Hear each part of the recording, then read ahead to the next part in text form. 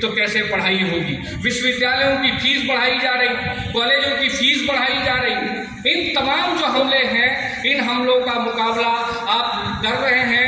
इन हमलों का मुकाबला हम सीखते हैं। हम स्टूडेंट फेडरेशन ऑफ इंडिया के लोग CITU के इस लाल झंडे के संघर्ष को हम सीखते हैं। हम देखते हैं कि आप लोग किस तरीके से लड़ाई लड़ रहे हैं। एक तरफ जो लड़ाई आप लड़ रहे हैं, रोजगार के हालत मध्य प्रदेश के अंदर लाखों पद खाली पड़े। मध्य प्रदेश के अंदर सरकार के 22-23 के आंकड़े हैं, 1,06,000 से ज़्यादा सरकारी स्कूलों में पद खाली पड़े। मध्य प्रदेश के अंदर वो तमाम अलग अलग जगहों पर, गांव से लेकर शहर तक, वो तमाम सरकारी जगहों, सरकारी संस्थानों के अंदर पद खाली पड़े। सरकार वो इसलिए भरना नहीं चाह रही है, राजनीतिक रूप से भी, और आने वाले 24 के चुनाव में इस तानाशाह को, क्योंकि आने वाले दिनों में ऐसे तानाशाह को रोकना पड़ेगा ताकि इस देश को बचाया जा सके, इस देश के संविधान को बचाया जा सके, इस देश के मेहनत का आवाम की आवाज़ को बचाया जा सके। क्योंकि आने वाले दिनों में हमले बहुत ज़बरदस्त होंगे। पूरे देश भर के छात्रों ने अपनी मांग को लेकर दिल्ली में 12 जनवरी को आंदोलन किया, नौजवान आंदोलन में, आप लोग आंदोलन में। इसलिए इस एकता को मजबूत करने के लिए छात्र, नौजवान, CITU, किसान सभा, मजदूरों के वो तमाम संगठन, किसानों के तमाम संगठन, छात्रों के तमाम संगठन, नौजवानों के तमाम संगठन एकजुटता प्रकट करते हुए इस मोदी सरकार को रोकने की जरूरत है। वो इसलिए आज देखिए आप किसान सड़कों पर हैं, दिल्ली के बॉर्डर को घेर के रखे हुए हैं। पूरे देश का किसान आज जो अपने लागत मूल्य को मांग कर रहा है और उससे थोड़ा सा मुनाफा मांग कर रहा है, लेकिन सरकार के पास किसानों को खेती के दाम, उचित दाम देने के लिए पैसे नहीं।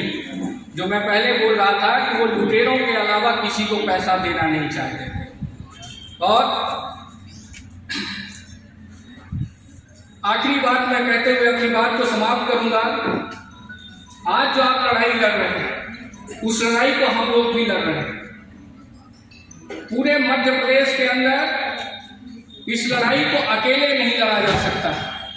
आप लोग जिस संघर्ष की बात कर रहे हैं, न्यूनतम वेतन की बात कर रहे हैं, रेगुलर कर्मचारी का दर्जा दिया जाए उसकी बात कर रहे हैं, लूट के खिलाफ बात कर रहे हैं, दूसरी ओर शिक्षा लूटी जा रही है, उसकी भी बात होनी चाहिए। इसलिए आप सभी लोग अपने बच्चों को हमारे संगठन SFI का सदस्य बनने के लिए प्रेरित करिए। क्योंकि आपका राष्ट्रीय नेतृत्व भी, चाहे कॉमरेड प्रमोद प्रधान हो, वो भी हमारे स्टूडेंट फेडरेशन ऑफ इंडिया के राष्ट्रीय नेता रहे। कॉमरेड AR सिंधु केरल के अंदर SFI student federation of India SFI की नेता रही।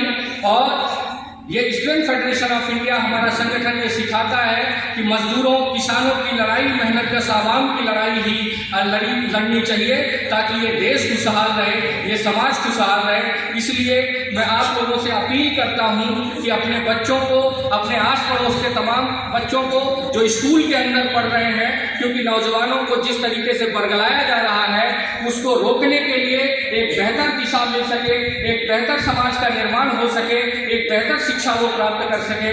इसीलिए student federation of India SFI छात्र संगठन का मेंबर बनाने के लिए प्रेरित करिए। और राज्य नेतृत्व हमारा जो आपका आंगनवाड़ी का है, उनके माध्यम से हम भी आपके जिले में बैठक करने के लिए या संगठन के विस्तार के लिए आपके बीच में हम छात्र संगठन के लिए आए। इसलिए आप लोग इस संगठन को, हमारे संगठन से भी बढ़ाने में मदद करिए। एक बार पुनः अपने छात्र संगठन student federation of India SFI की ओर से इस 7वें राज्य सम्मेलन को शुभकामना देते हुए मैं अपनी बात को समाप्त करता हूँ। इंकलाब।